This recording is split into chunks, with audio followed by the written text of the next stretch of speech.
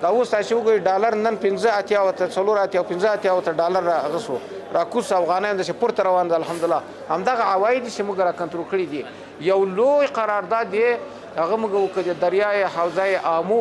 د تیلو 4.5 کیلومتر مربع تیل چې په دې باندې په میلیارډونو باندې سرمایه‌ګذاري کیږي دا یو څه کال بعد دوی موږ ته پلان د سرمایه‌ګذاري راکړه دا څه کال چینایان به 158 میلیونه ډالر یو څه کال لګي او نور څاګانې به جوړیږي اکتشاف به کیږي انکشاف به کیږي استخراج د تیلو به کیږي 3 کال بعد تاسو وګورئ ان شاء الله افغانستان به تیل نه خود کفایي یو بل حوزه د تیلو موږ په هرات کې دا کابینه فیصله کړې ده د معاون صاحب د ریاست الوزرا اقتصادي معاون صاحب په میز باندې پراته ده د هرات 4,000 کیلومتر مربع غاز او نفت دي چې هغه به موږ اعلان ته ورکو ان شاء الله د جهاني کمپنۍ به راځي او دا استخراج ان شاء الله شروع کیږي نو